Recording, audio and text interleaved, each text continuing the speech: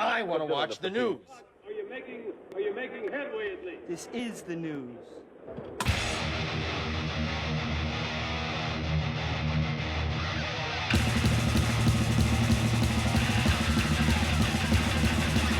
Smack 'em a gob, it's time for the only news that matters on Black Sabbath Sunday. And Ozzy Osbourne has revealed who the best guitarist he's ever played with. He was on this podcast with co-host Billy Morrison, and he said Tony Iommi was and is the best fucking guitar player I've ever played with. And Morrison mentioned that a mark of a truly iconic artist is that others can play the exact same notes but can't fully replicate it.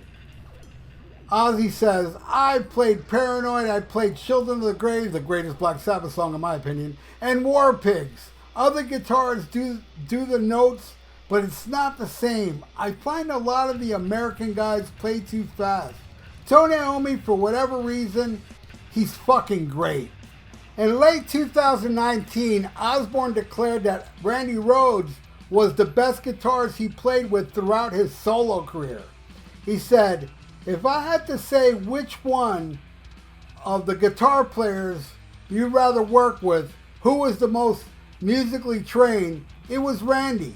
Because he could write, he could read, he could play, he taught at his mother's school, and he was patient with me.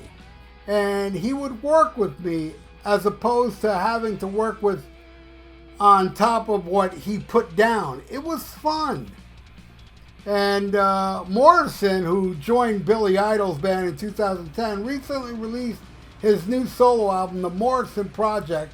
The record features a guest vocal contribution from Ozzy on the song Crack Cocaine.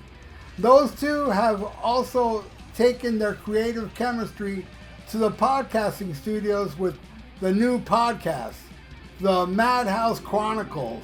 It's a wide-ranging conversation about many things, including music and Black Sabbath's history, of course, but other areas of interest, including aliens.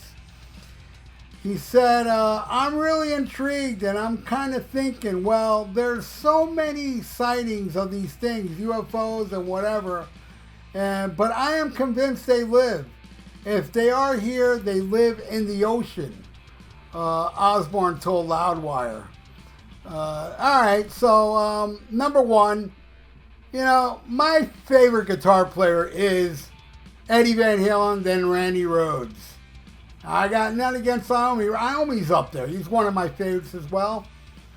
And I totally understand what Ozzy's saying, because Randy just, God, man, I mean, the things that Randy did before he died, and I'm just talking 2 albums, because that Quiet Ride stuff sucked. I'm sorry, I did not like the Quiet Ride stuff. Some of those guitar solos were good, but the songs sucked. I did like Killer Girls. But, for him saying, American guitar players play too fast, yeah, I can hear it. If you listen to Tribute or the Ozzy Osbourne live album, which is my favorite Ozzy live album, Randy did play those Sabbath songs kind of quick. I'm not sure about Iron Man. I think that one he did slow, but, Children of the Grave, which he cranks on. I love the way Randy played Children of the Grave. It was so cranking and so awesome, that I can't say nothing bad about that one. But, yeah, everything else, he was just a genius, man. But so was Tony Iommi. And the problem with Randy Rhoads is his life was cut too short. We never got to see what he could have done in the future. Like, let's take Tony Iommi. Let's say Tony Iommi died right after Paranoid. We would have never known the genius of Master Reality Volume 4, Bloody Sabbath, Sabotage, Heaven and Hell, Mob Rules, Born Again.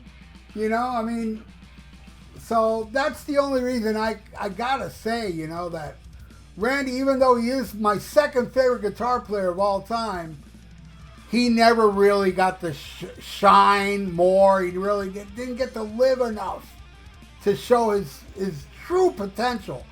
And as I understand, and I saw this really good documentary the other day on YouTube about, you know, the plane crash and stuff and what led to the plane crash. You know, Randy didn't want to do the Speak of the Devil album, and neither did the rest of the band, and Ozzy fired the whole band. But then Randy said, look, I'll do the Speak of the Devil album, but, you know, and I'll do the next studio album and the next tour, and that's it, I'm done. See, I was always under the impression that Randy wanted to leave the band right away, you know. And then when I read Rudy Sarzo's book, you know, it explained the whole, you know, Speak of the Devil thing, where it was supposed to be in Canada. It was supposed to be recorded in Canada and filmed. God, man, can you imagine if that would have been filmed? Like, you know, because Jesus, you gotta hand it to Brad Gillis, man. You know, for him learning all the songs in such a short time, where I think Randy would have had more time to, you know, put his stamp on those songs. He wasn't a Black Sabbath fan. That's something that a lot of people do know. So he wasn't really keen on doing it, but he figured, man, if I do this live album and I do one final solo album, then, you know, I can go to school and do what I had to do. But unfortunately, he died 2 days before I was supposed to see him with Foreigner at the Orange Bowl. You want to talk about bummed. And I went to that show, and I got even more bummed that nobody, no bands, Foreigner, Pat Travers, UFO, none mentioned Randy Rhoads that day. It was heartbreaking. And I'll never forget leaving that show, and there was this guy with a long sleeve Ozzy shirt, Ozzy concert shirt, where the front of the shirt was that classic picture inside the inner sleeve of Diary of a Madman, where they're sitting at the steps of Disney World. And $20 back then was a hell of a lot of money. And I told him, dude, I'll give you $20 right now for that shirt. And he took it off his back and sold it to me, man. And it's, you know, it withered away through the years, but yeah, that was my memory of that show and how heartbreaking it was. How Randy, and I'm still not over it, to tell you the truth. Like, you know, when I see all these questions, people say, if there's one person you would like to bring back from the dead, who would it be? For me, it's Randy Rhoads, man. It's Randy Rhoads. But yeah, I mean, also, and I'm not being selfish about that, because I would love to see Bon Scott and Cliff Burton and John Bonham. You know, these people I never got to see that died. Jimi Hendrix, you know, the Beatles. I would have loved to see a Beatles reunion. But it wasn't meant to be, man. I also want to bring up that Ozzy did this song with this Billy Morrison guy called Crack Cocaine. And I haven't liked Ozzy. The last two Ozzy albums were abysmal. That Crack Cocaine song fucking ruled. I loved it. I was so happy when I heard that song. I was like, Jesus. Check it out if you haven't heard it, man. Maybe you'll like it like I did. I loved it. As far as, you know, going back to his best guitarist, yeah, I can understand how Tony Iommi would be his favorite and Randy would be his favorite. As far as the solo thing, for me, man, Jakey Lee. A lot of people out there say Jakey Lee is the best. He's better than Randy. You know, in a way, technically, he was kind of better. But there's nothing Jakey Lee wrote as cool as what Randy would write, like the Mr. Crowley and Over the Mountain, you know, and, you know, just his writing. That's what makes Randy my favorite guitar player, right behind Eddie, of what he wrote. It's not about technical, it's about what hits my soul. And Randy hit my soul more than anybody except for Eddie Van Halen. You know, he had this technical proficiency, the Goodbye to Romance. Listen to Goodbye to Romance, the version that's only Ozzy and Randy. If you hate the song Goodbye to Romance, you might end up liking that version. I think it's phenomenal. Anyway, that's it for the only news that matters. Oh yeah, and can't forget Brad Gillis. He's awesome. And of course, There's Zach Wilde and Joe Holmes and Gus G was badass. But for me, man, it's all about Randy Rhoads. But all hail Tony Iommi, because that guy is the master of the riffs. So thank you so much for watching The Only News That Matters. Please subscribe to my channel if you haven't.